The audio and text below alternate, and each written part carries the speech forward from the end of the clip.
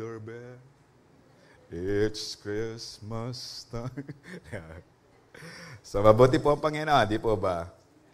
Pero sarap po matulog. Ang hirap maligo. Medyo malamig ang tubig. Pero po tayo po ngayon ay nandirito. Hindi po para masabi lang nagsimba po tayo. Para po ipahiwatig natin din sa ating Panginoon na tayo po ay nagpapasalamat sa bagong umaga na pinagkaloob sa atin ng Panginoon. Hindi ko po sasabihin na isang bagong linggo. No? Pero it's a 1 week of blessing sa ating Panginoon dahil inuna po natin siya. Alam ko po ang mga struggles ng mga nasa first service. Kasi rin po ako nag-struggle pag ako speaker na first service dahil madalas 3 oras na tulog lang po ako. Pero excited po ako sa mga first service dahil kayo po talaga yung nag-set ng time para po ma-encounter ang Panginoon sa umagang ito. Amen. Sana po totoo yan. Baka po, hallelujah. Sino po dito yung mga nagising? Kanina alas 5. Amen. So, ibig sabihin, nakatulog kayo. Okay. Kaya po ako, nagising po ako ng alarm clock. So, papasalamat ako sa ating Panginoon dahil ginising ako ng Panginoon. At nandito po ako. Amen. Ang hirap po yata yung sabihan ka ng asawa mo, Han, gising na. Hindi, linggo ngayon eh. Hindi, gising ka na. Linggo nga ngayon, gusto kong humaba tulog ko. Hindi, gising ka na kasi nga linggo. Oo, gusto ko nga matulog na mahaba pa dahil linggo. Hindi, ikaw ang pastor. Ikaw magpipreach. Okay. So, tayo po ngayon ay hindi po tayo nandirito. Although, mahirap po, no? Kasi po, umuulan. No? Kanina nga po, madaling araw, sana Lord, hindi po uulan ng 6:30 to 7 dahil po yung parating ang mga nag-church. Pero paggising ko pang alas 5, medyo nagpaparamdam na eh. Hallelujah. Pero nandito po tayo. Amen. Kaya po patuloy tayong magpasalamat sa ating Panginoon. Patuloy pa rin po tayo sa serye natin this October na patungkol sa living in purity. No, tayo po ay tinawag ng Panginoon na mamuhay ng may buhay na may kalinisan. Okay? Matuwid ang buhay. Hindi po tayo tinawag ng Panginoon para lang po masabing tayo may church sa Calvary Temple. Tayo po ay tinawag ng Panginoon dahil nais po ng Panginoon makakilos siya. Kaya nga po lahat ng anak ng Diyos ay tinawag na may matuwid na buhay. So sino po yung mga anak ng Diyos? Sumigaw po ng hallelujah. Alright, meron po akong kausap hanggang mamayang 10 o'clock. Amen. Nalungkot po yung iba. Okay. So, first Sunday po, it's purity is God's calling to His children. Last Sunday naman po, it's the purity is a source of freedom and spiritual stability. Sa lahat po ng ating ginagawa, ang Diyos po ang may dahilan. Ang Diyos po ang nagbibigay ng dahilan at solusyon. Madalas po, noong tayo po ay wala pa sa ating Panginoon, nagpipilit po tayong magbago. Pero hindi po natin mabago ang ating ugali, hindi rin po natin mabago ang ating pananalita. Siguro pwede nating baguhin yung mga style ng buhok natin, o yung pananamit, o yung style ng makeup. Pero yung pag-uugali po natin, ang hirap niyan. We need the power of the Holy Spirit to be renewed. Hindi po natin kakayan. Kaya nga po, ang dami po, no? Malapit na. New Year's resolution. Okay? Mali po kasi yung term eh. Resolution. Dapat po, solution. Kasi uulit eh. Okay? Kaya, as you remember, no, tayo po ay mahilig noon dahil gusto nating magbago. No? Hindi na ako magsisinungaling. Meron po bang ganon na New Year's resolution? Hindi na ako magsusugal. Pustahan man tayo. Meron. Okay, meron. nagpipilit po tayo, but we need the empowerment of the Holy Spirit dahil po yung kalinisan, yung kabanalan ay galing lamang yan sa ating Panginoon. So this Sunday, pag-uusapan po natin that purity enables believers to be effective witnesses to others. Shall we pray? Father, we ask your Holy Spirit to be with us as we acknowledge your presence, O God, today, this morning. And allow us, Lord, na hindi lamang po namin maintindihan ang salita, kundi, Lord, mai-perform po namin, maipamuhay po namin ayon sa iyong kalooban. As we are listening to your word, Lord, allow us, Lord, to open our mind of understanding.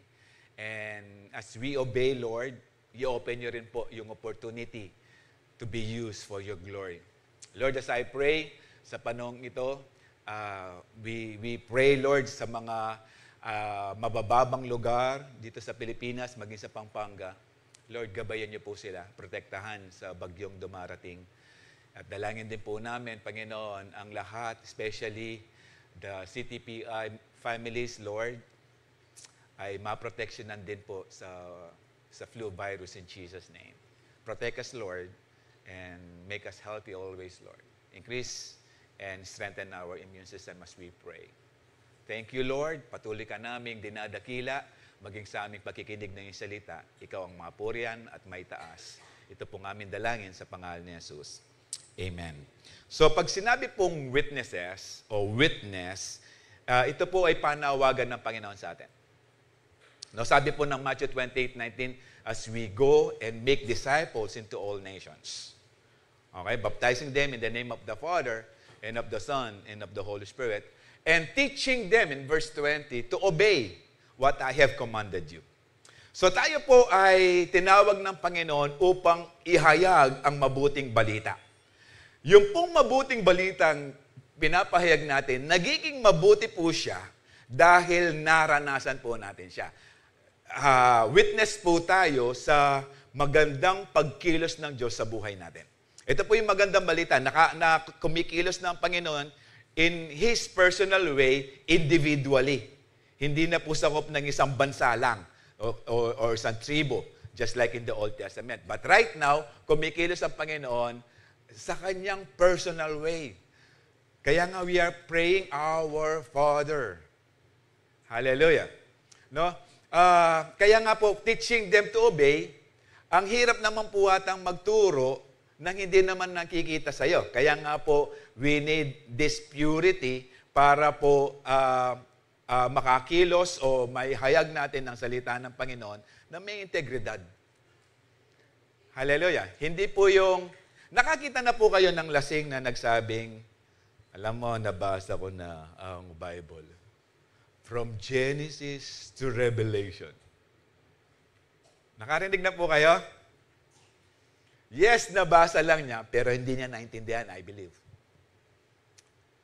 Tayo po, kung talagang naintindihan natin ang salita ng Panginoon, nagbabago po tayo. Amen. According sa likeness ng ating Panginoon. Kaya nga po, pag sinabing witness, ang ibig sabihin po niya talagang eyewitness, okay? Pag po sinabing witness.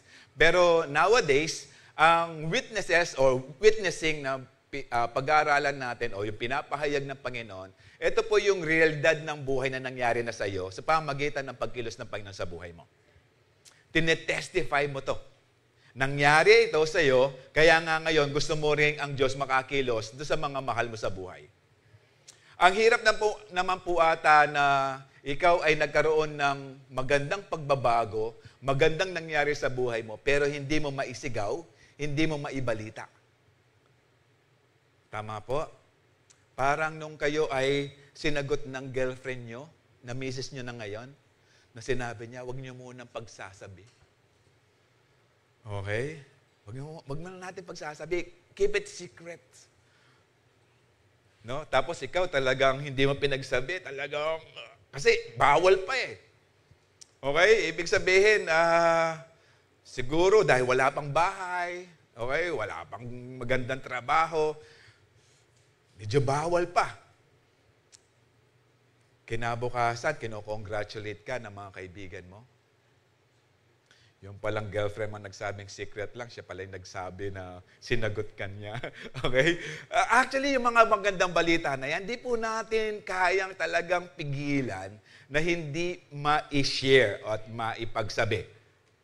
Hallelujah. Siguro po yung magandang balita na hindi lang natin ma-share kapag tumama ka sa wedding. Amen? Baka maraming humingi ng balato Or, taga-Calvary Temple ka na No, baka bigyan mo pa ng advice yung mga tumataya. Ay, attend kayo ng first service. Ang daming number dyan. Yung unang-unang verse na lumabas, yon. Pero hindi po tayo nun. Kaya nga po, we need to know who God is sa buhay po natin. Kaya nga kailangan po nating hindi lamang, although po yung buhay natin nung tinanggap natin ng Panginoon, yung talagang totoo, yung genuine na pagtanggap natin sa ating Panginoon, meron talagang galak sa puso No, as I remember, nung tumanggap ako sa Panginoon, pag-uwi ko, sinisharean ko nanay ko Hallelujah. Kasi gusto mo, yung magandang balitang ito, mag-manifest sa pamilya din. Kaso yung nanay ko medyo hindi pa naniniwala dahil, although only son po ako, no? Only son. 5 po kami magkakapatid, ako lang po yung lalaki, kaya nga po sinasabi kong gwapo ako. Hallelujah. Walang kaaway okay? So, medyo na-spoiled. Medyo bumabarkada, maraming mga bisyo, pero nung na-born again ako, sharean ko nanay ko, mukhang medyo patunayan mo muna. Hallelujah. Pero yung pong maghayag na salita ng Diyos, breakthrough na po yun. Yung pong sabihin mo na mahal ka ng Panginoon, breakthrough na po yan.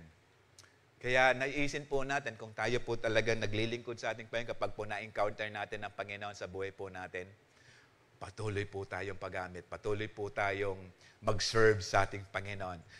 Just like Isaiah, sa Isaiah 6:8, sinabi po ng Panginoon, whom shall I send? Sana po ganun din po tayo. Kung marinig po natin ang tinig ng Panginoon sa atin at sasabihin niya, tatanong niya, sino ang isi-send ko? Sino yung susugo ko? Sana nandun din po yung decision natin, here am I, send him. Ay, hindi, send me. Okay? Okay, edo po ako, no? Isugo niyo po ako. Sana meron po ganon, no? Kasi nga po, ang Diyos hindi lamang po limited sa atin. Ang Diyos, nais niya po ang buong katauhan ay mailigtas, no, maintindihan ang plano ng kaligtasan ng ating Panginoon. Kaya nga po sabi ng Proverbs 11:30, the fruit of the righteous is a tree of life. Yun daw pong bunga. By the way, yung mga righteous, yung mga tumanggap sa ating Panginoon, nagbubunga po yan, no? Hindi nagbubunga nga. Nagbubunga. Okay? Ine-expect po sa atin, tayong mga tumanggap sa ating Panginoon, ng bunga. Kasi nga po, meron tayong buhay na pinagkaloob ng Panginoon, na nais ng Panginoon na yung buhay na yan ay ma-attract ang iba. Nakakita na po kayo ng puno na hitik ang bunga na hindi pinapansin ng mga tao? Meron po. Or kayo po tuwang-tuwa na 10 years na po yung punong mangga nyo, nagbunga isa. Tapos ginawa mo na lahat, the next year, pinausukan, no, ginawa na lahat, maya-maya, nagbunga ulit, isa. Tuwang-tuwa po kayo dyan. Siyempre, tayo po, no, kapag nakita natin yung isang bunga, bunga ng puno, nag-expect po tayo ng bunga. Hallelujah. So, maging po sa ating katauhan, no, sa ating pagiging Kristiyano, no, sabi nga ng Proverbs, is a tree of life. Alam mo, lahat po ng mga matutuwid, yung matuwid sa harapan ng Panginoon, hindi lamang po sa harapan ng tao. Kasi po, pwede mong tayo nito, magpakunwari na kunwari mabait ka, na kunwari generous ka, na kunwari religious ka. Pero pagdating sa church, Nasa cellphone ka lang, kunwari, verse ang pinapanood mo. O tinitingnan mo, kunwari, chinecheck mo rin sa phone mo yung verse na yan. Pero actually, nag-scroll ka na pala sa FB mo dahil tinitingnan mo kung sino na yung nag-like sa picture mo. Eh, paano magla-like yung mga tao sa picture mo? Eh, Photoshop. Pinaganda lang. Okay? Eh, kilala ka naman. Eh, paano nila ilalike? Okay? So, tayo po ay, although yung tree of life na to ay nabanggit na sa Genesis, maging sa Revelation, ito po yung dinidesire o ito po yung kalalagayan ng mga tumanggap sa ating Panginoon. Mararanasan po nila yung tree of life. No? Actually, in Revelation, this tree of life, nagbubunga siya in all seasons. Meron siyang 12 kinds of fruits. Hindi ko lang po alam kung hindi nyo ito dinidesire. Kapag nakita nyo, naranasan nyo yung tree of life, ibig sabihin nun, nasa langit kayo. Hallelujah! Kaya nga po yung bungang ito ay, it's a tree of life, and he who wins souls is wise. So yung buhay po natin, nagiging attractive po yan. Sana. Hallelujah! Hindi hallelujah, praise the Lord sa church, pagdating sa bahay, iba na yung sinisigaw nyo.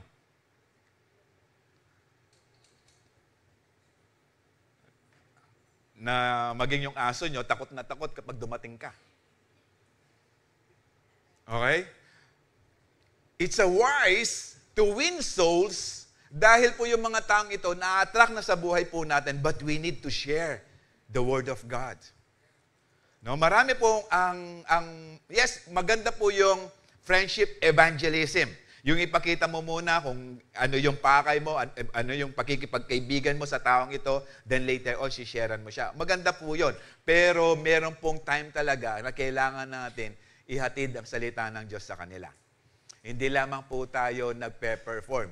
Nagsasalita din po tayo. Hindi po tayo silent movie, just like Charlie Chaplin, tama ba? Okay? Ba't alam nyo? Naabutan nyo ba yon? Okay? Hindi po tayo Charlie Chaplin. Okay? Tayo po ay mensahero ng Panginoon kung talaga po tayo ay tumanggap na sa ating Panginoon. Amen. Kapag po tumanggap natin tayo sa ating Panginoon, just like kahapon po, no? Kahapon ng umaga, may kumatok po sa amin, medyo, pag may kumakatok po sa amin, alam ko na, kundi nagbabasura, Shopee or Lazada. Lazada, di po kami nagsha-Shopee, Lazada. Okay? So lumabas po ako, may lalaking, medyo siguro in late 30s, medyo maganda yung suot ng, so sabi niya, maganda pong umaga, tapos pwede po ako mag-share. Sige, sabi ko, patungkol saan? Sa pagiging masaya. Okay. Kung meron kang time na kwentuhan mo ko, meron ka rin time na pakinggan mo ko. Okay? Sige po, maganda po yan. Sige, sabi niya, ano yung share mo? Ito nga po. So, pinapakita niya, babasahin, sabi niya, kung paano maging masaya ang buhay. Ay, kapatid, sabi ko, ganito, ang Diyos ko, ang binibigay, hindi saya, joy, galak. Hallelujah. Kasi yung happiness, it's depende yan kung ano nangyayari sa labas, sa environment, sa lugar. Pero yung joy ko na meron ako, ito yung patuloy na pinoprovide ng aking Diyos. Tapos sabi ko, kasi alam ko na po sila, sabi niya, kasama po namin yung katabing bahay niyo. Okay, sabi ko. Alam niyo, ganito na lang, para hindi tayo at magmadali lang tayo. Mas maganda ang kaligtasan natin, wag mong isalang-alang lang o i-rely sa isang tao. Mas maganda ikaw ang magbasa. Siguraduhin mong kaligtasan mo sa pamamagitan ng pagbabasa ng salita ng Diyos. So, yung pong mabuting balita, mas maganda sa English mo basahin kung anyway, nag-aral ka naman. Okay? Mas maganda kasi, although alam ko po sila, meron silang sariling Bible, no? Mas maganda sa English.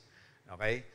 Para direkta na mapakinggan mo at malaman mo ang tunay na kahulugan ng salita ng Diyos. Simulan mo sa John. Alam niyo po, nung narinig niya yung John, nagpaalam na siya. Kasi sa John mismo, sasabihin niya, in the beginning was the Word, and the Word was with God, and the Word was God. Ayaw po nila yan eh. Dahil hindi po nila kinikilala na ang ating Panginoon ay kasama sa Trinity. Hallelujah. Kaya nga po nung narinig niya, ay sige po, maraming salamat po sa time niyo. Ay ganito na lang, before ka aalis, pakinggan mo sasabihin ko, basahin mo ang John. Hallelujah. No? So tayo po ay nag-share. No? Ibig sabihin, we want to win souls. No? We want to win people para po hindi silang pumunta ng impyerno. Nice. Hindi po tayo sakim, no? Hindi tayo makasarili. Dahil ang kaligtasan ay libre po yan. Amen. Kaya nga po sa mga sinisharean ko, maging sa CEO ko, sabi ko, mas maganda, kapangpangan tayo eh. Kasi po sa langit, kapangpangan ang lingwahe. Naniniwala kayo sa majority rules? Marami pong kapangpangan ang maliligtas. Amen. Dahil mahilig daw po sa libre ang kapangpangan. Hallelujah. So tayo po, nagwi-win ng souls, no? Ito po yung bagay na nangyayari na sa buhay natin. Kaya nga po, ibig sabihin na born again po tayo, tumanggap tayo sa ating Panginoon dahil may ginamit po ang Panginoon sa atin.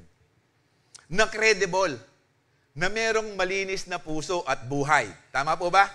So naniwala tayo sa buhay niya at naniwala tayo dun sa mensaheng pinahayag niya sa atin. Kaya nga po nandito tayo ngayon. Ay parang wala po Amen. Hallelujah. Parang po ngayong isang bulag po, no, na bulag po siya and she wanted to be used by God dun sa alam niyang kaya niya. Bulag po eh. Okay? So, dahil hindi po siya, nag-isip po siya ng pamamaraan kung paano po makapag-share. So, meron po siyang churchmate na kinausap, pwede bang i-highlight mo yung John 3:16 sa Bible ko? Kasi hindi po niya mabasa, no? Kasi mga bulag po siya, pero nakakapagbasa siya through Braille. Pero sabi niya, yung Bible ko, sabi niya, tapos markahan mo, kumbaga lagyan ng clip, tapos guhitan mo ng highlight mo. It's either red or yellow na kulay. Basta yun lang, John 3:16. So, kinulayan po nung churchmate niya. The next day, actually for how many years ginagawa niya to? Pumunta po siya, nagpahatid po siya sa isang campus. Tapos po, pag pumidadaan na estudyante, sasabihin niya, iho o iha, kaya mo bang magbasa ng English? College po yan eh. Sabi niya, opo. Pwede bang pakibasa yung naka-highlight? Hindi ko kasi mabasa. Pwedeng basahin mo para sa akin? Tapos babasahin niya, for God so loved the world. Hallelujah. Tapos tatanungin ng bulag, alam mo ba kung ano ibig sabihin yan? Doon yan po makakapag-share ang bulag na to. And according sa kwento niya, this is a true story. 24 na estudyante na na-sharean niya, naging pastor. Hallelujah. Kaya nga po, if we have this will, kung naintindihan po natin yung panawagan o naintindihan po natin kung bakit po tayo kinatagpo ng Panginoon, nais ng Panginoon na gamitin niya po tayo. Kaya nga po, nandito pa tayo, di pa po tayo patay. Kaya po malakas din po tayo right now dahil gusto ng Panginoon magamit yung kalakasan na yan, maging yung binagong buhay sa kaharian ng Panginoon. Kaya nga po mga servants tayo ng Panginoon. So kung tayo po kinikilala po natin, tayo mga servants, tayo po ay gumagawa for His glory. Amen po ba doon? So living in purity makes you more effective witness because purity makes you a credible witness for Christ. Okay? Kaya kapag malinis ang buhay po natin, actually po yung kalinisan ng buhay, hindi po natin kakayanin yan. Lahat po ng may kalinisang buhay, yan po ay for sure nakakatagpo ng Panginoon o kinakatagpo nila ang Panginoon. Nagkaroon po sila ng relasyon sa ating Panginoon. No, hindi po ganun kadali ang mag-share. No, sa CU ko po, meron po kami ngayon na kasama sa CU na nagbabarko din. And last Monday po kasi yung CEO ko, last Monday nagkakwentuhan po kami patungkol doon sa spiritual stability and freedom. So tinanong ko, di ba mahirap mag-share at magpakilala ang Kristiyano sa barko? Medyo po. Actually, kaya nga po sinasabing mahirap kasi nga po ayaw mo pang lumabas sa shell. Okay? Dahil po pagdating sa barko, 24/7 po kayo nagkikita. Hindi po kayo makaalis ng lugar. No? Kasi pag bumiyahe po yan, kayo kailangan nag-uusap. Kaya nga po yung kwento sa umaga, sa tanghalit, sa gabi yan. Okay? Minsan uulit pa yan for 1 week. No? Walang makakwentuhan eh. Okay? Walang pwedeng pag-usapan kasi kami-kami lang. So nakikita, nababasa, at nadidiscern nila kung sino ka talaga. Kaya nga kapag nagpakilala ka na Kristiyano ka, medyo babantayan ka nila. Kasi lahat po tayo, lalo na mga Pilipino, kapag may nagsabing ako'y nagbago na, babantayan natin. Hindi para patuloy siyang maging bagong buhay at nagbago, kundi babantayan natin kapalpakan niya, di ba? No, ganun tayo eh. No? Hallelujah. Pero wala dito sa Calvary Temple niyan. Amen? Hallelujah. Kaya nga po, pero walang lusot. Kapag po tinawag ka ng Panginoon, kailangan ka sumunod. No? Kaya nga, nagkakwentuhan kami patungkol dyan, na kailangan ka makisama sa mga kasama mo, no? Para mawin mo sila. Talagang totoo po yun. The same thing with our family. Kung gusto po nating mawin ang ating pamilya, mag-isama po tayo. Hallelujah. Gising po ng umaga, no? Magsipag. Pakita natin yung bagong buhay na pinagkaloob sa atin na bago. Hallelujah. At yung bagong buhay na yan, di po yan nalulumat. Amen. Yung new life na yan, forever po yung new life if we want to see the Lord at the end o sa rapture time. Hallelujah. So, integrity ay crucial po yan sa ating pagiging witness ng ating Panginoon. Kapag sinabing integrity, tayo po ay nasubok na dyan. At nag-strive po tayo. Naging successful po tayo. Or nakatawid na yan. Or nakapag-breakthrough na po tayo. Pag sinasabi mo, alam mo, manalangin ka. Tapos hindi ka nananalangin. Nadidiscern yan. Hallelujah. Actually, kapag sinabi mong manalangin ka, tapos di ka nananalangin, ikaw mismo, medyo alangan eh. Magbasa ka ng Bible. Pero ikaw, hindi ka nagbabasa. Sa pagsasabi mo pa lang na magbasa ka ng Bible, medyo inaatras mo na dila mo eh. Hallelujah. Yung mag-share ka pa ng gospel, tapos hindi ka nag-share. Amen? Abutin na lang, walang nag-amen. Nag-share po talaga mga sa Calvary Temple. Di po ba? Di po ba? Sigurado kayo, linggo ngayon. Hallelujah. No? Basahin po natin no, sa 1 Timothy 3. Ito po yung mga life is above reproach. Ibig sabihin, blameless. Walang maipintas. Paano po itong walang maipintas? Sabi po niya, he must be faithful to his wife.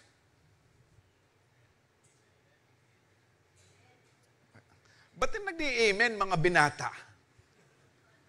Hallelujah. Okay? Faithful to his wife. Pero ibig sabihin na naging unfaithful ka or pangalawa na yan, ang sinasabi ko ngayon, kung hindi na talaga, halimbawa, meron ka ng pamilya, meron na rin pamilya yung dati mo, hindi gina-advise na magbalikan kayo kasi makakasira ka ng another family. Dalawang pamilya na. Hallelujah. Pero, yun ay nagawa mo dahil hindi ka pa born again. Pero, born again ka na, tapos gagawin mo pa yan, mag-uusap tayo. Klaro po ako doon? Hallelujah. So, faithful to his... Bakit mga wife yung nagsasabi? Okay. Faithful to his wife. Okay? Alam nyo, yung pagiging faithful namin mag-asawa, kailangan namin bigyan ng kondisyon. Hallelujah. No, for 27 years na kami nagsama, hindi na po kami ganun talaga kagrabing mag-away. Mga simple na lang. Kasi po nag-decide na po kami, no, kapag major decision, sa akin. Kapag minor decision, sa kanya. Para walang away. And praise God, for 27 years, wala pa po kami ginawang major decision.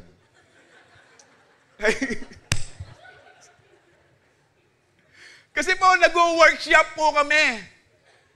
Alam niyo po, nag-workshop po kami mag-asawa. I work C-shops. Para walang away. Hallelujah. Nagda-diet na rin po kami ngayon. Yung misis ko, sabi niya, sige, mula ngayon, hindi na ako kakain ng kanin. Kaya ngayon, ako yung kumakain ng kanin, walang ulam.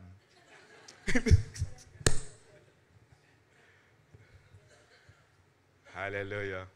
Madalas po, pork chop po ulam namin. Sa kanya yung pork, sa akin ng ketchup. Okay. You must exercise self-control. No, tayo, mga lalaki po to. Kasi po, mga lalaki, madaling mag-burst out, no, ng galit. Okay? Hallelujah. Sa mga pagdadrive, no, talagang, kasi po, pride eh. Kapag lumabas yung galit mo, parang pride, kasi lalaki kayo eh. Okay? Pero meron daw po tayong kailangan meron tayong self-control. We live wisely. No, hindi talaga tayo, o nakokontrol na natin yung init ng ulo natin. Kaya nagiging wise na po tayo. Kaya nga po marami ang napapahamak sa init ng ulo, nababaril, no, napapaaway, nadidiskrasya, tapos, and have a good reputation. No, meron siyang magandang pag-uugali na kinukomen ng iba. Yung kapitbahay namin yan. Dati binibigyan ako ng ulam yan eh. Ay talaga, oo. Tapos gayon hindi na. Yung pinagsabihan, concern sa kapitbahay na nagbibigay ng ulam. Sabi niya, kapatid, ba't din mo na raw binibigyan ng ulam yung kapitbahay mo na dati nagbibigay ko ng ulam halos araw-araw? Paano ko bibigyan ng ulam? Yung mga lalagyan ko hindi na binabalik. Okay. Have a good reputation. Ibig sabihin, talagang gusto ka nilang makasama. Sa lahat ng lakad, gusto nila nandyan ka. Kasi nga, nadadamay sila doon sa maganda mong pag-uugali. So, he must enjoy having guests in his home and he must be able to teach. So, ikaw, tuwang-tuwa ka kapag may bumibisita sa'yo. Kasi parang wala ka tinatago eh. Ngayon kung may tinatago ka, ayaw mo ng bisita. Hallelujah. Baka makita nga naman si sister sa bahay nyo. Hindi, yung misis mo, sister din eh. Di ba? Nag-church din. Hindi kakalabuan nata tayo dito eh. Okay. Kaya, wala sa Calvary Temple niyan.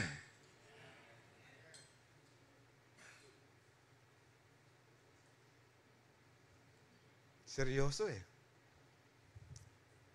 Amen. Amen. Parang naluluha. Amen. Pero of course, kung wala ka bang asawa, wala ka dun sa faithful to his wife. Okay? Dun ka sa pangalawa. You must be above reproach. Okay? Blameless life. Tapos, faithful to the Lord. Okay? May self-control. Alam niyo, bakit inuna ng Panginoon yung self-control? Kasi po talagang doon tayo nasisira eh. Kapag mainit ang ulo. Kaya po ba, di pa meron tayong kasabihan, bago mo suntukin, bilang ka muna ng 10 para malakas-lakas ang suntok. Hindi, para mag-cool down ka na. Okay. Tama po ba? Tapos ito, he must not be a heavy drinker or violent. So, dun sa pagiging manginginom natin, no, lumalabas talaga yung pagiging violente kasi tumatapang eh. No, parang yung kapitbahay namin. Nagsisigaw. Sabi niya, sino yung matapang dito? Lasing eh. Sinong matapang dito? Labas! Sa tapat ng bahay namin sumisigaw. No, nung nangungupahan pa kami. Dito, dyan. Lumabas ako, inawat ako ng asawa ko. Sabi niya, bakit? Di lalabas ako. Bakit? Di, sasabihin ko siya. Sinong matapang dyan? Bakit? Sabi niya, matapang ka ba? Palagay mo. O sige, labas ka. Dalawa na tayo. Sino pa? Hallelujah. Kasi nga po, kapag mainit ang ulo, minsan lumalabas ang tunay na ugali eh. No, kapag mainit ang ulo, okay? Ano ulam? Nasa rep! Wala naman tayong rep, di walang ulam. Okay.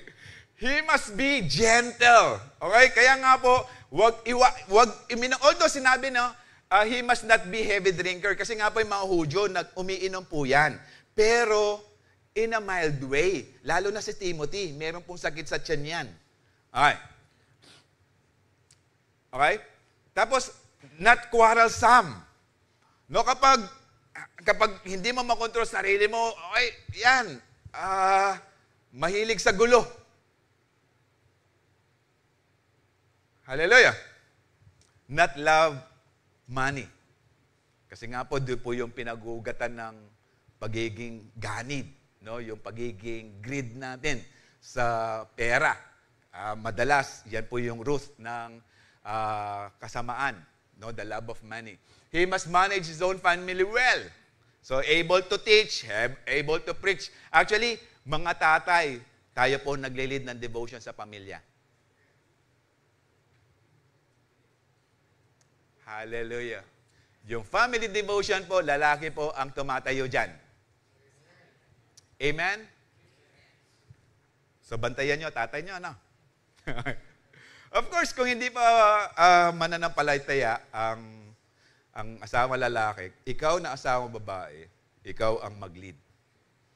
Huwag mong bubungain yung asawa mong hindi pa Kristiyano. Kasi hindi mababorn na ganyan.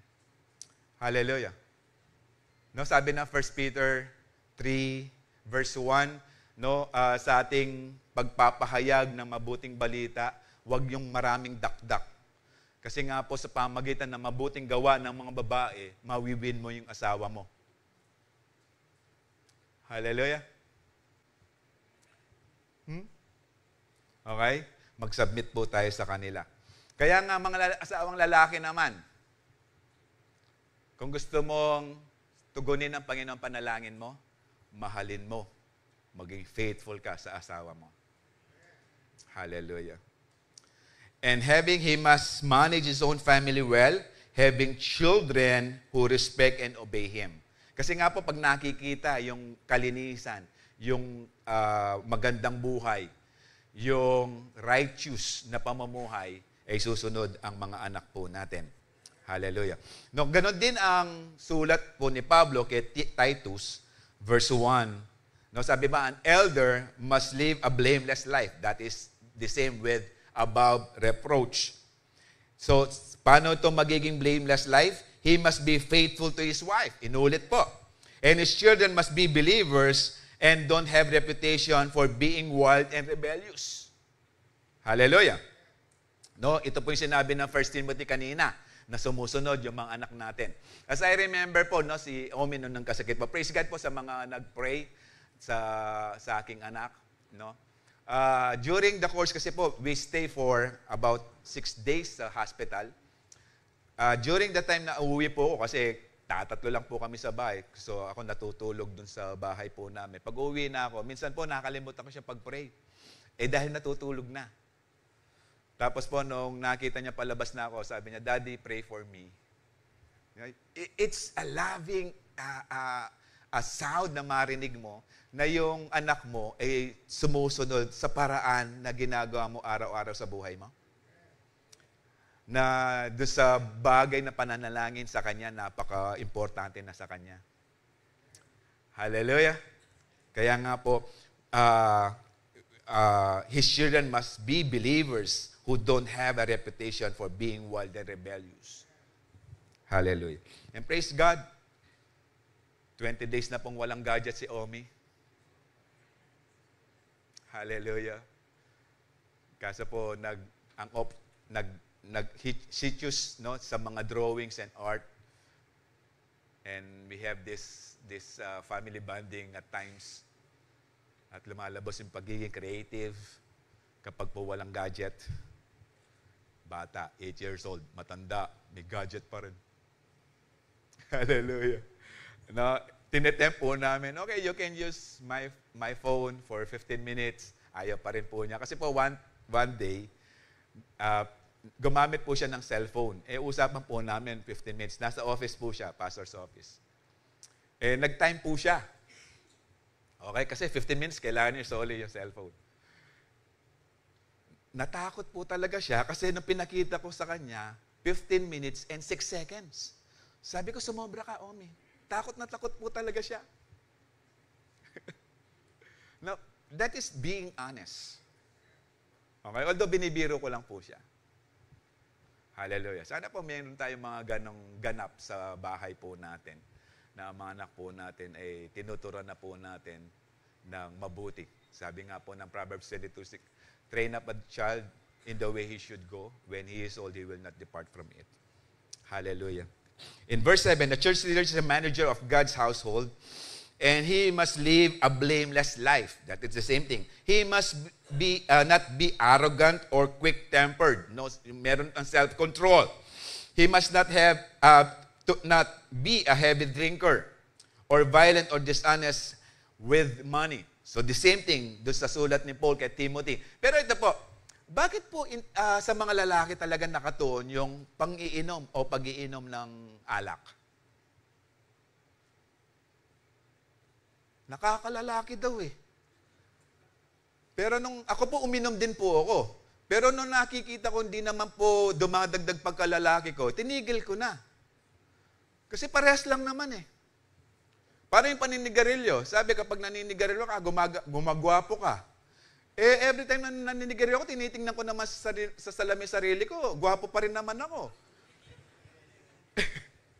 No, bakit nga po sa mga lalaki? Kasi nga po mga lalaki, mayayabang minsan eh. Kaya ko! Alam mo, nung ako'y nagbabarko, alam mo, yung isang table, mga Pilipino, lalong-lalo na sa ibang bansa, no? Pag dumaong ang barko. So alam mo pag mga Pilipino umiinom, kasi po yung table ng mga Pilipino, daming botelya. Alam mo na, may ibang nasyon, kokonte, bote.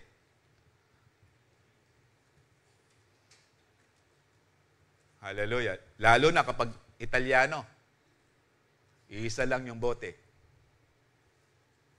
Kilala yung mga Italiano? May Ilocanong ita. Okay. Okay, rather he must enjoy having guests in his home. Okay, parehas lang. Na natutuwa ka, may bumibisita kasi ibig sabihin nun, nakikita, na-attract sila sa magandang pag-uugali mo. He must love what is good. He must live wisely and just. He must live a devout and disciplined life. No, patuloy yan. Nagpapatuloy ang buhay niya na na-attract yung iba. Ibig sabihin, yung buhay niya, iniingatan niya. Ayaw niya masira yung kanya reputasyon. No, kaya nga, kapag ganun ang mindset mo, credible ka to witness. Hallelujah. So, lahat ng nakakasira, hindi mo gagawin. Lahat ng nakakasira na reputasyon mo, hindi mo gagawin, hindi mo dadalhin. Hallelujah. No? He must have a strong belief in the trustworthy message he was taught. Ibig sabihin, meron kang matinding pananampalataya. Hallelujah. Then, he will be able to encourage others with wholesome teaching and show those who oppose it where they are wrong. If they who oppose it where they are wrong. No, sa pamamagitan ng mabuting buhay na ginagawa natin, kahit siraan tayo, hindi maniniwala ang tao. Why? Dahil consistent ang buhay mo sa pagsunod sa ating Panginoon. Sisiraan ka man, merong taong didepensa sa'yo. Hallelujah. No, parang yung misis ko na kwento niya, no, may ginawang kasiraan sa kanya. Tapos pinatatawag siya ng principal. Pero bago siya pumunta ng principal, sabi ng head teacher niya, "Ma'am, gusto mo samahan kita? Kasi naniniwala ako, hindi naman totoo, binibintang sa'yo." Sabi niya, "Okay na po, wag na po kasi malinis po ang konsensya ko." So umarap siya sa principal. Tapos sabi ng principal, "Alam ko naman, di mo ginawa to, pero courtesy lang. Alam ko naman na hindi naman totoo dahil hindi mo naman estudyante yung concern." Okay? Okay? Pero alam niyo po, yung magandang pag-uugali at reputasyon, it builds the rapport ng isang Kristiyano. Hallelujah.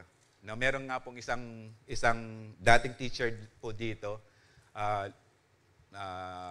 tag nito, nasa piling na ng Panginoon right now. Sabi niya, nagpunta daw po siya sa eskwelahan ng misis ko, tapos may nakausap siya mga teacher. Tapos kinumusta nung membro nating ito, yung misis ko, kumusta si Mrs. Garcia, si Ma'am Garcia. Sabi niya, sa lahat ng teacher dito, siya yung nagtuturo talaga. Minsan, wala na siyang estudyante, nagtuturo pa rin. So, ibig sabihin, faithful to her calling sa kanyang pagtuturo. Wala kaming masabi sa taong yan. Alam niyo bakit? Sabi niya ganun. Bakit? Asawa yan ng pastor. Ganun ba? Okay. It gives us good feeling doon sa mga report na ganito. Kesa doon sabihin mo, alam mo, yung mister mo, ang sarap lumaklak ng pulutan. Hindi nga siya nag-share. Hallelujah. Sana po yung marinig natin. Alam mo yung mister mo, sa totoo lang, napaka-faithful sa'yo. Hallelujah.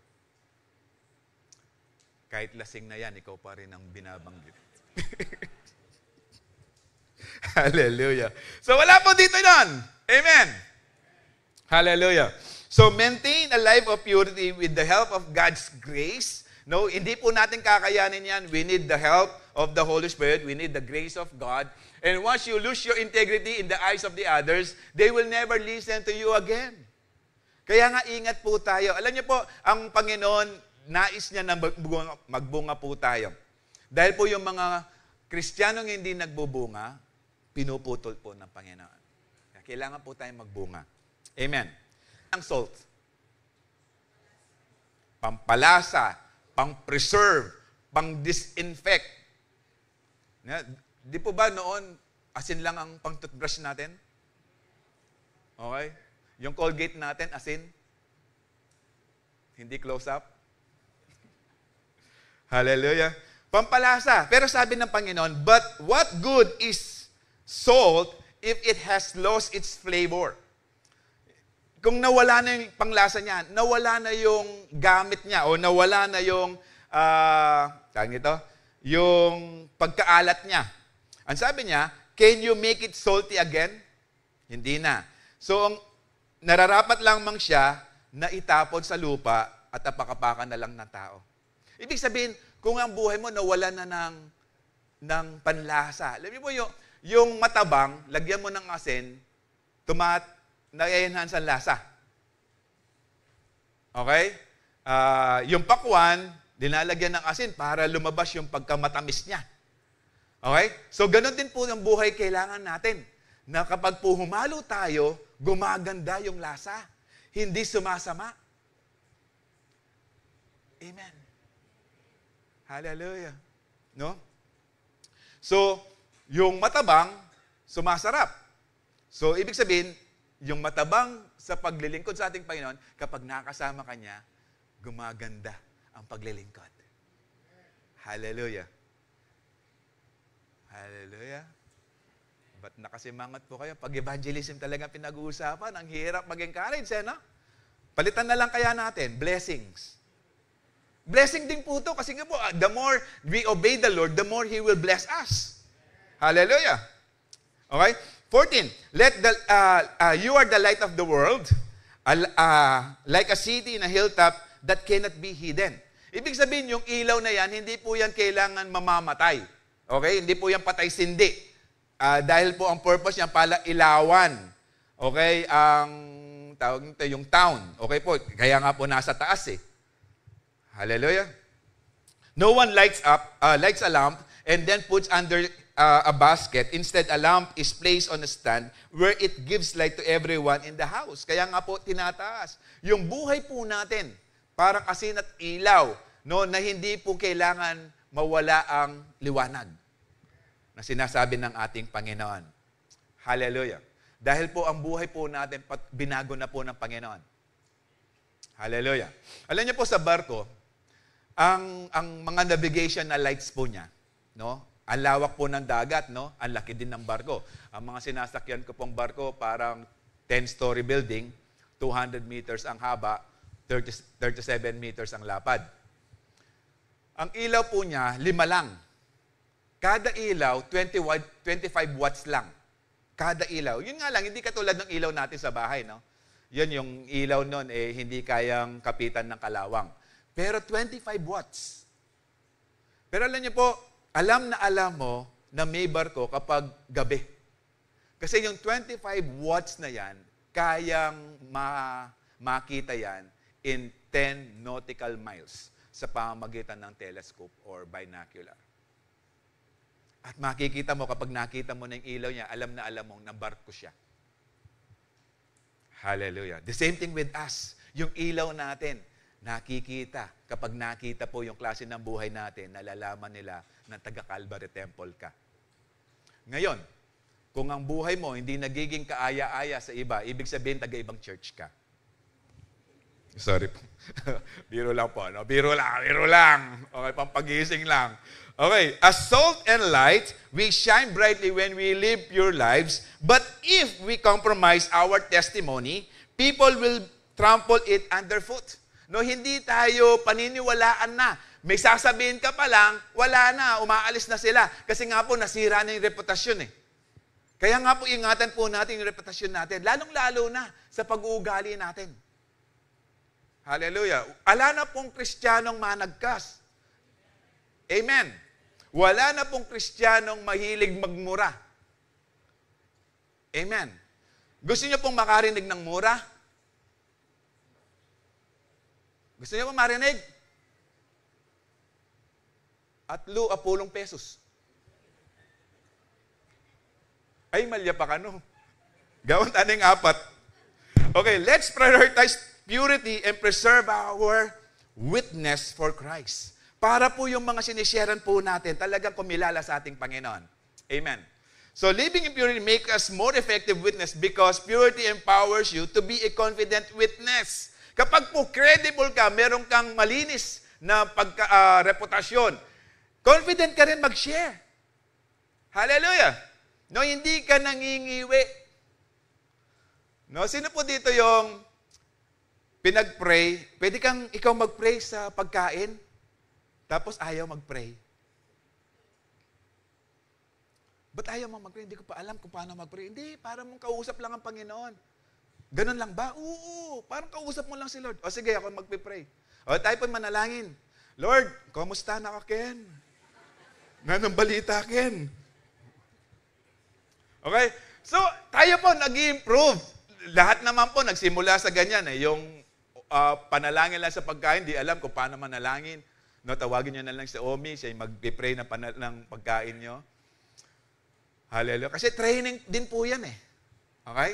Pero yung pong buhay natin, training din po yan. No, inahasa tayo ng Panginoon para po maging confident tayo sa ating pagpapahayag ng salita ng Diyos. So, credible ka na, confident ka pa. Para po ma-transform talaga yung mga sinishare natin, talagang kumilala sa ating Panginoon. Sabi po ng Panginoon sa 2 Timothy 2, now, in a great house, there are not only vessel.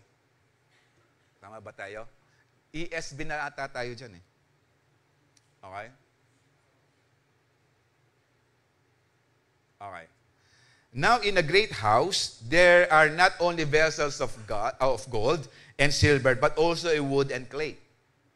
Some for honorable use and some for dishonorable use. So, mga honorable use, yung mga silver and gold, at yung dishonorable, ito yung mga wood and clay. Okay? Therefore, if anyone cleanses himself, so tayo po yung naglilinis, from what is dishonorable, he will be a vessel for honorable use, set apart for holy, useful for the master of the house, ready for every good work. So tayo po sa ating paglilingkod sa ating Panginoon, meron po tayong tinatawag na honorable and dishonorable. Yung mga honorable use, ito po yung talagang ni-reward ng Panginoon. Merong mga dishonorable. Ito yung mga ginagawa natin pero kumukuha tayo ng glory. Ito yung mapagpaimbabaw na gawain. Yan, dishonorable yan. Kapag nagpatuloy ka sa mga dishonorable use, mga pagpapaimbabaw mo, impyerno ka, kapatid. Kaya ang naisin po natin yung mga honorable use na ang Diyos ang nag-glorify, hindi po tayo ang napapansin. Amen. Ang Diyos po ang nakikita sa ating mga buhay. Amen.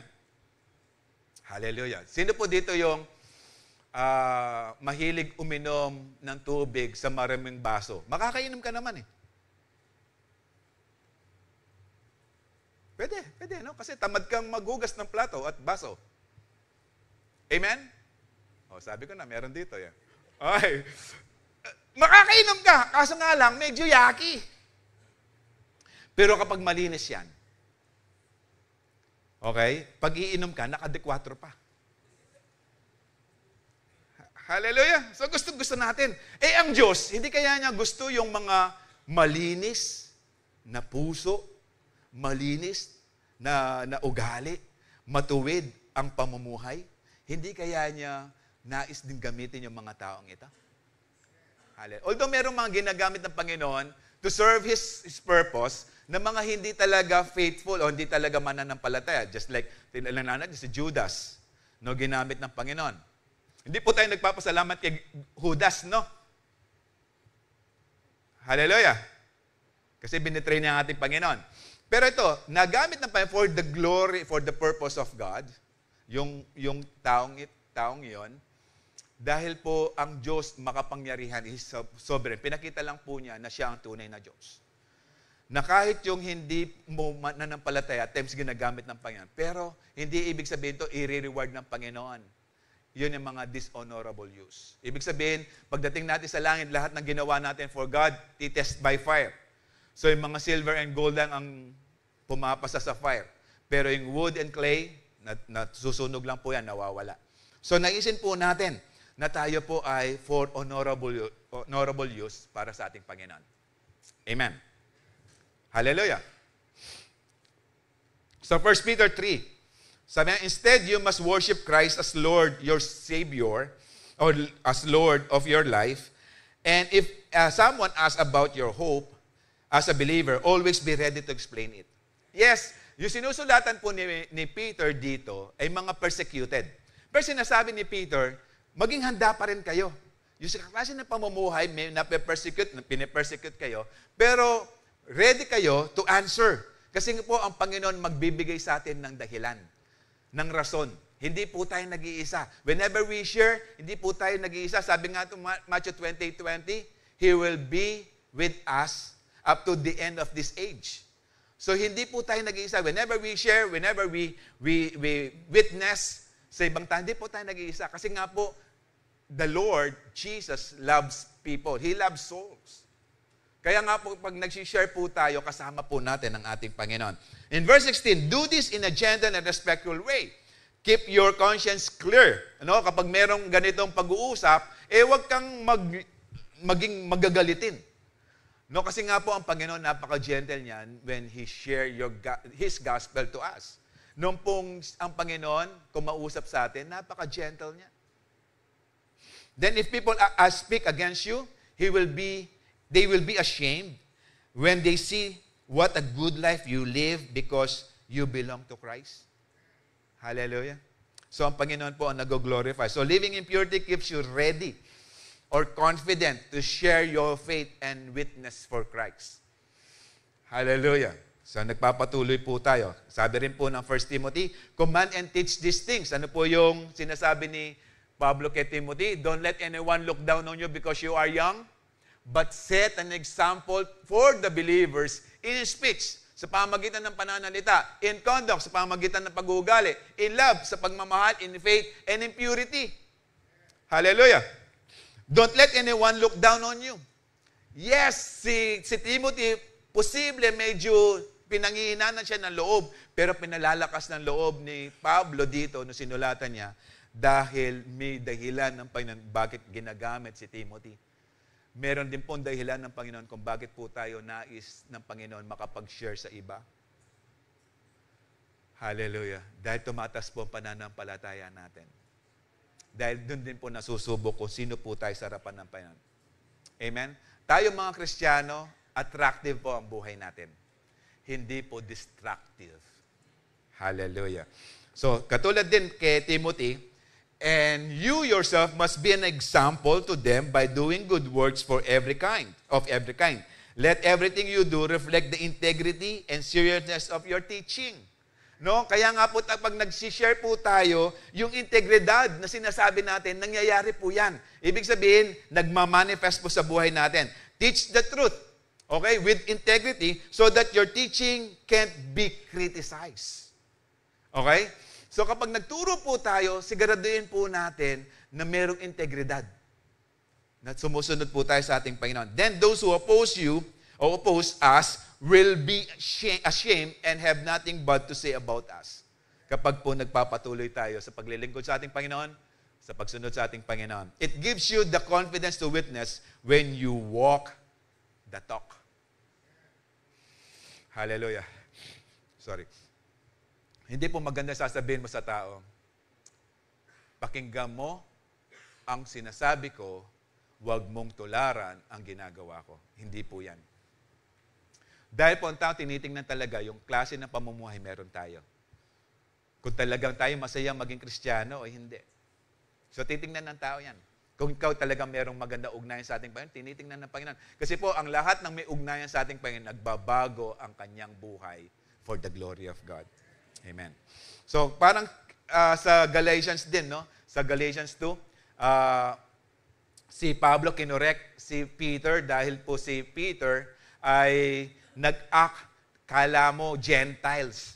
Kala mo, baga, si Peter po nag-share sa mga Gentiles. So, one time, kumakain po sila together with the Gentiles. Meron pong mga Judaizers. Ito po yung mga naniniwala na ang Kristiyano kailangan matuli muna. Kasi mga Judaizers para po maligtas, makumpleto yung kaligtasan. Pero hindi po yan ang turo ng ating Panginoon. So, nung kumakain sina Peter, together with Barnabas and other brothers, nung nakita po nila yung mga Judaizers na papasok din sa lugar, nagtayuan po sila, lumipat, humiwalay sa mga Gentiles. Kinorek ni Pablo dahil hindi po magandang practice.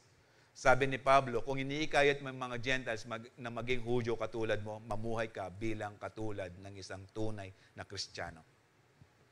Hallelujah. Kung gusto mo talagang sumama sila sa pananampalataya mo, then, kasi po parang pinakita lang ni Peter, concern lang siya sa mga Hudyo para sharean.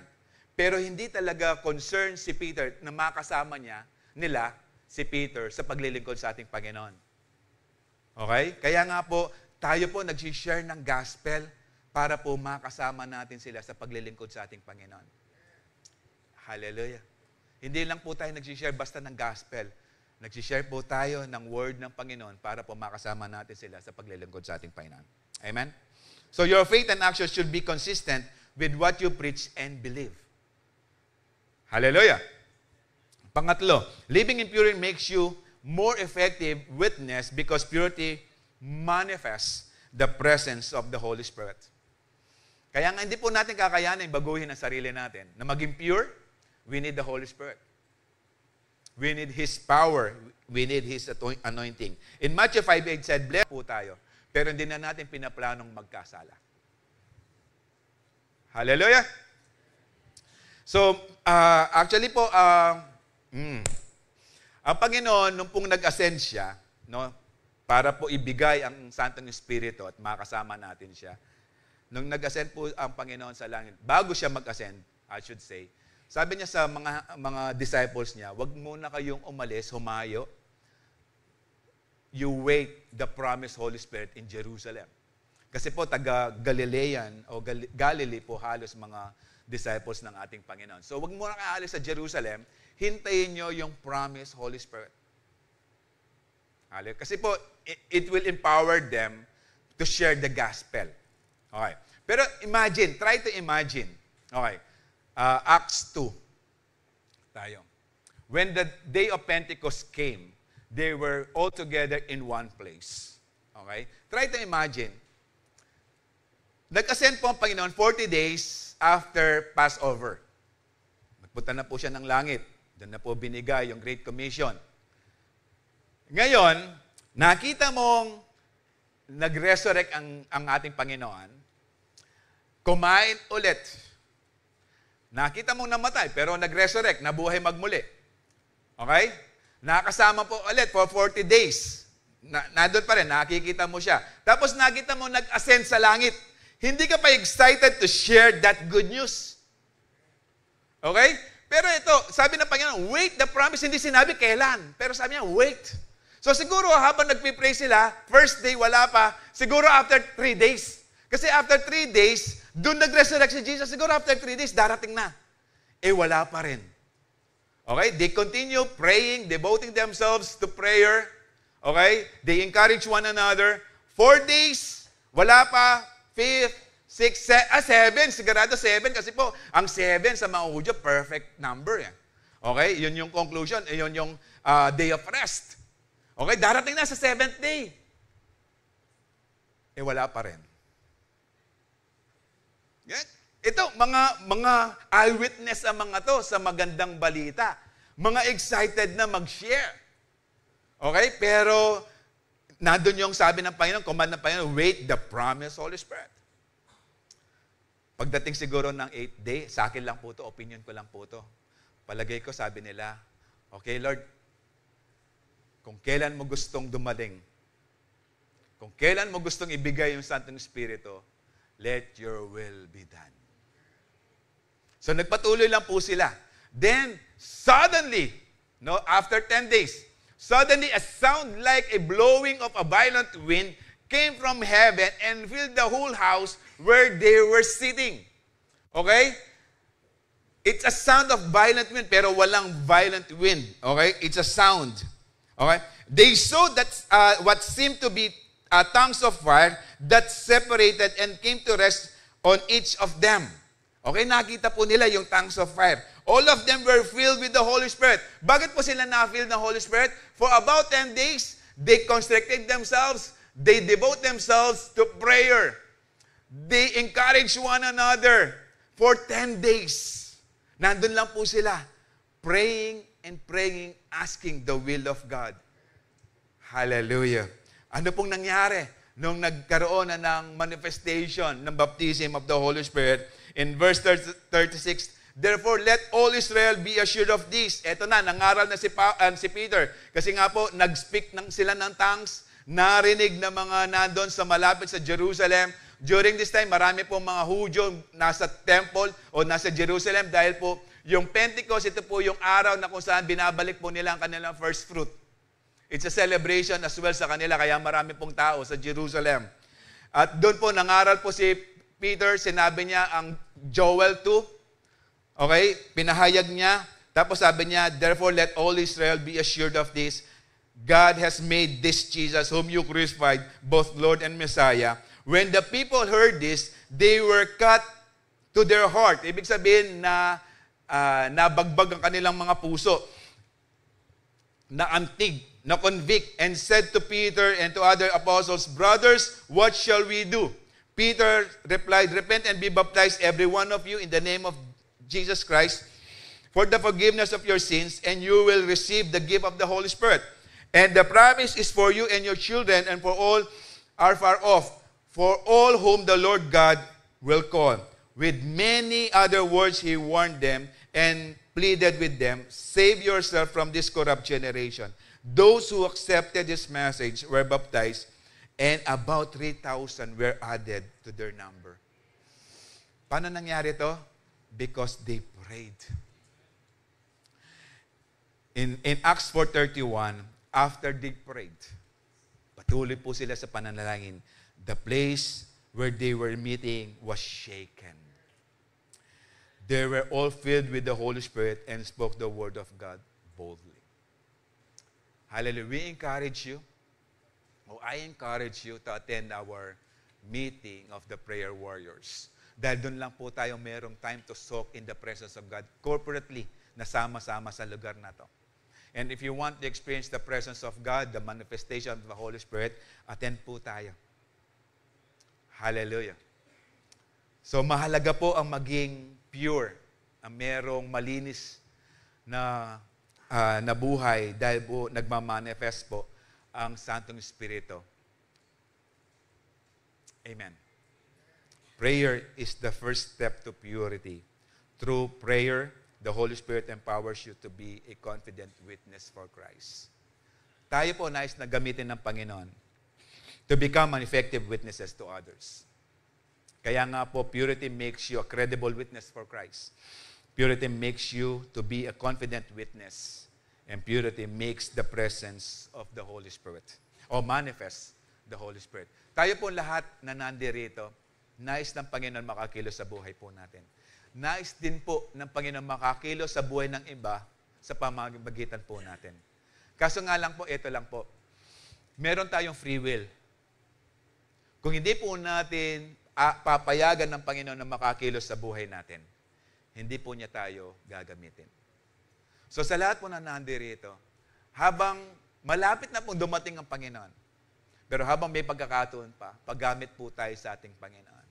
Huwag po nating gawing simpleng mensahe lang to. Paggamit po tayo sa ating Panginoon upang pagdating po natin sa langit, marinig po natin sa ating Panginoon, well done, my good and faithful servants. So sa lahat po na